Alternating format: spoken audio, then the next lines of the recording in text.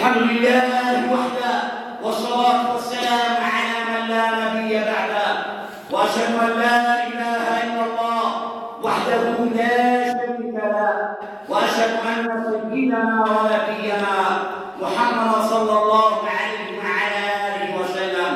أما بعد، فقد وردت أحاديث صحيحة في فضائل القرآن، منها حديث أخرجه الشيخان، حديث عبد الله بن مسعود رضي الله عنه قال النبي صلى الله عليه وآله وسلم: اقرأوا القرآن فإنه يأتي يوم القيامة شفيعا لأصحابه.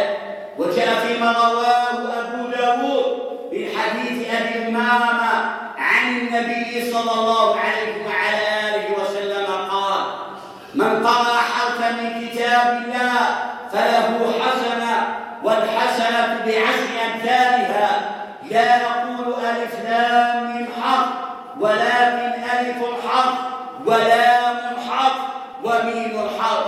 ولهذا يستحب أيها الإخوة من حفظ شيئا من القرآن أن يتعاهده بالحفظ وأن يواظب على تلاوته، فقد صح في الصحيحين عن النبي صلى الله عليه وعلى آله وسلم أنه قال: تعاهدوا هذا القرآن فوالذي نفس محمد بيده لهو أشد تفلتا من الإبل في عقولها، أو كما قال عليه الصلاة والسلام. وكان رسول الله صلى الله عليه وسلم أحسن الناس صوتا بالقرآن.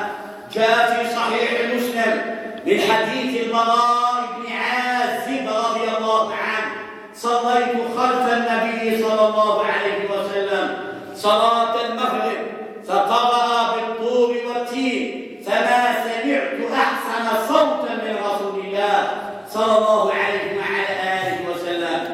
وهذا عبد الله بن مسعود رضي الله عنه كما في الصحيحين قال لي رسول الله صلى الله عليه وسلم: اقرأ علي القرآن.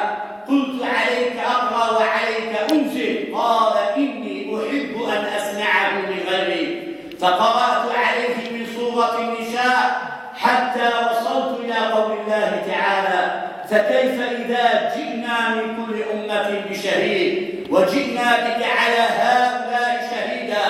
فالتفت إليه فإذا عيناه تدمعان عليه الصلاة والسلام.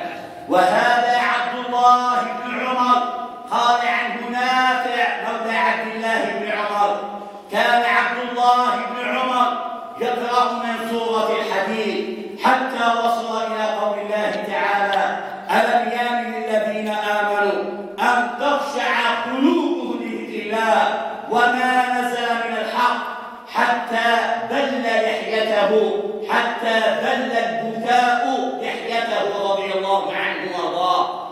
وهذا عمر بن عبد العزيز أمير المدينة قرأ عنده رجل في قول الله تعالى: ولو ترى إذ وقفوا على النار فقالوا يا ليتنا نرد ولا نكذب بآيات ربنا.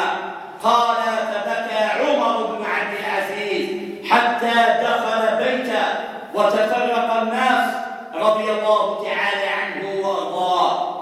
إن القرآن عباد الله هو كلام الله عز وجل. وانظروا إلى الأمة الإسلامية عندما هجر المسلمون وحكامهم كتاب الله وسنة النبي صلى الله عليه وآله وسلم، تكالبت الأمم الصليبية على فصل هذه الأمة، فأكثروا فيها الفساد والدمار، جزروا ديارها وأقطارها، تقاسموا خيراتها وثرواتها، ونهبوا أراضي المسلمين، وأرسلوا أطنانا من الأسلحة ليقتل المسلم أخاه المسلم في بلاد الإسلام، في بلاد المسلمين.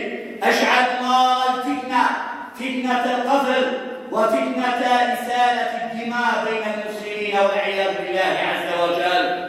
وماذا فعل المسلمون؟ وماذا فعل المليار و400 مليون من المسلم إنهم أمام التلفاز، أمام الملاهي، أمام الملاعب غثاء كغثاء السيل والعياذ بالله عز وجل. إن كتاب الله عز وجل هو عمدتنا، منه ننطلق وإليه نعود. إن كتاب الله عز وجل فيه شرف لنا. قال الله تعالى: وإنه لذكر لك ولقومك وسوف تسألون. أي يا محمد صلى الله عليه وعلى آله وسلم، إن هذا القرآن شرف لك ولأمتك ولسوادك الأعظم من هذه الأمة. فيه نجاحنا وفيه فلاحنا في الدنيا والآخرة. وانظروا إلى الأمة الإسلامية في بلاد المسلمين، جربت حلولا كثيرة كلها بات بالفشل وذهبت إدراج الرياح، وبقي إلى حل واحد، وهو العودة إلى الإسلام، إلى مقاصده، إلى قواعده، إلى أصوله. فيه نجاحنا وفيه فلاحنا. أيها الإخوة، كتاب الله عز وجل، إن الأمة التي تعيش وهي مضطربة في أخلاقها وفي ضميرها، لا عاصم لها من الهاوية ولا عاصم لها من الفتن إلا كتاب الله وسنة النبي صلى الله عليه وعلى آله وسلم. وانظروا، ظهر السفهاء من هذه الأمة يحلون ما حرمه الله عز وجل، يحلون الخمور والمتاجرة بالخمور والعياذ بالله عز وجل. أليس هذا هجر لكتاب الله عز وجل؟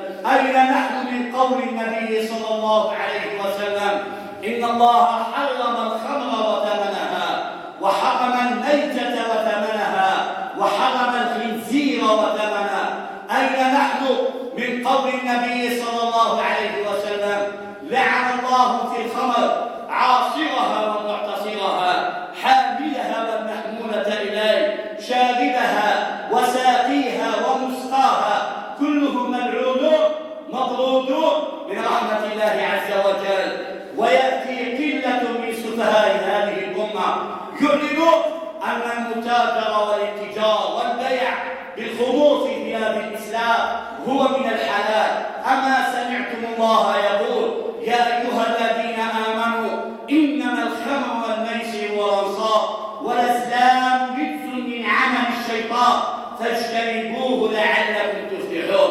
الحلال بين والحرام بين، وبينهما أمور مشتبهات. إن الأمة مسؤولوها وحكامها وشعوبها عليها أن ترجع إلى العلماء، فاسألوا أهل الذكر إن كنتم لا تعلمون. وعلى ولي أمر المسلمين في هذا البلد ومن ينوب أن يقوموا بما أوجب الله عليهم رعاية وأمانة حتى يصلح الله البلاد والعباد. يا أيها الذين آمنوا قوا أنفسكم وأهليكم نارا. اللهم نسأل حسن الخاتمة. اللهم لا تؤاخذنا بما فعل السفهاء منا، إن هي إلا فتنة تضل بها من تشاء وتهدي من تشاء. أنت ولينا فاغفر لنا وارحمنا وأنت خير الغافرين. اللهم افتح مقتك وغضبك عنا، اللهم افتح مقتك وغضبك عنا. اللهم أعز الإسلام والمسلمين وأذل الكفر والكافرين. اللهم ارحم موتانا وموتى المسلمين واشف مرضانا ومرضى المسلمين. نسألك العافية